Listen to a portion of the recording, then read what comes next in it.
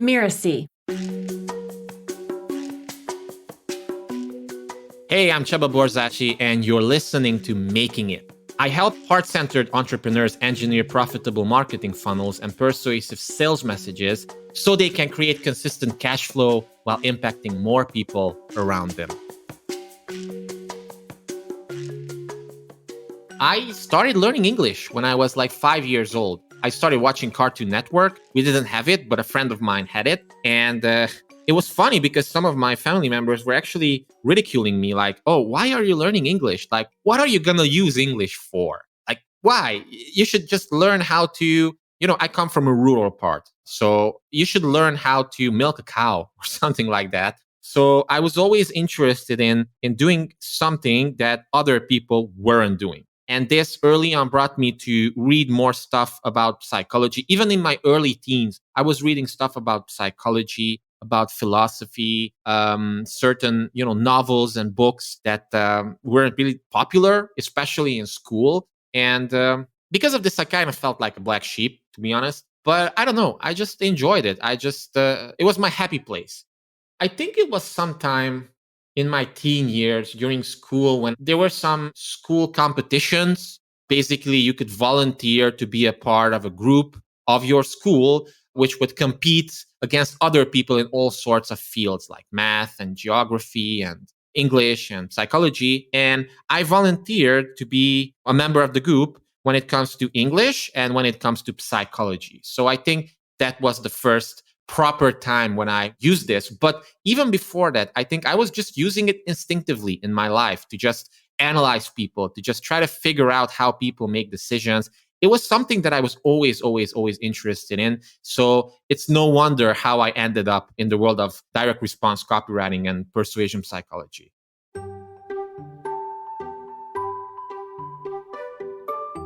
Pretty early on, I think I realized that I wanted to be someone who influences people. And I talked about this with my paternal grandmother, actually, who unfortunately died pretty soon when I was like only 13 years old. She was one of the only people who actually was very interested in what I was thinking about life, about the world. She was a philosopher, I would say. And since I come from Eastern Europe, from Romania, from the Transylvania region of Romania, who grew up as an ethnic Hungarian, as a minority, most people who live there, they don't want to risk things in life. They don't want to be entrepreneurs. They don't want to just stand out from the crowd. And in fact, standing out from the crowd was dangerous because the secret police would take you away. So the Securitate basically was a governmental organization in communist Romania, which was notorious for taking you away notorious for spying, for getting people hooked into the system so that they basically rat on others. And because of this, most people were terrified of it. So they would just instruct family members to just keep quiet, even indoors, because you never know if your apartment was bugged or somebody was watching you or something like that. So this grandmother was the only one who actually really deeply cared about what I was up to in terms of deeper stuff, deeper mental stuff as well. So I told her that I wanted to be someone who teaches people and influences people. After school, I went to university. At first, I wanted to do a degree in psychology, but my parents and lots of other people were telling me, oh, why not get a real job? So ultimately, I was persuaded. So I did a degree in economics instead. I mean, it was called management, basically, but it was more like macroeconomics and marketing and stuff like that. But after I finished that, I started the master's degree for the same, the second stage of this degree. And in parallel with that degree, I also started the bachelor's in psychology because I felt like I just have to do it. So I started one in cognitive psychology. Then after I finished, I did some research at the university under my professor. Then I wanted to apply for a PhD, multiple places, but unfortunately I didn't get in to the places that I wanted to. And then after a few months of trying, I said, let's try my luck in the public sector. So then I went to work for IBM, like typical corporate job. After it, I was a salesperson, like a direct salesperson for a wealth management company. After that, we started to build a company with a few friends building websites, but that didn't really pan out. And then I became a freelance copywriter, and then I became a business owner. And now I sell my own, information products when it comes to copywriting and marketing and email marketing.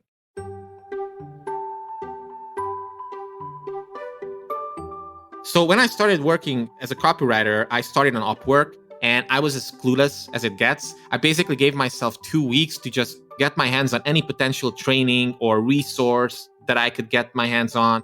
I reached out to all sorts of friends. Some of my friends were already working as copywriters on Upwork, and they also helped me with lots of tips and insights and tricks and resources as well. But I gave myself 2 weeks, and then I said, okay, now it's time to land a client.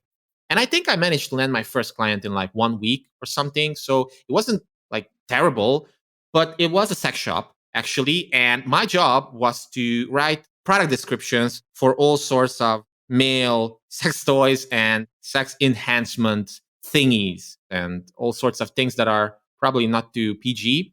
But I definitely learned the concept of writing desire building bullets when it comes to this gig. And then, I also started landing more clients. Then I started working with a watch brand who were doing a Kickstarter campaign. And I think this was like 1.5 months after I started working as a freelance copywriter. And by that time, I already realized that emotional copywriting and conversational marketing are very, very powerful. And that's why I took a part in developing their Kickstarter campaign. And just one email I wrote about that brand that used stories about the founder's grandfather and how the grandfather valued all the things that this watch is supposed to represent. That email just crushed all our expectations. And originally, of course, there were many people working on this project, not just me, but the original project goal, I think, was $40,000. And I think we ended up with $102,000. So considering the scope of the operation, it wasn't that big, to be honest. And we didn't really run many paid ads or maybe anything at all. But still, like 2.5x, I think it was pretty good back then. To me, making it means that I have control over my life and I can experience the freedom and the autonomy to do things how I would like to do them, when I would like to do them, focusing on the things that I like to focus on.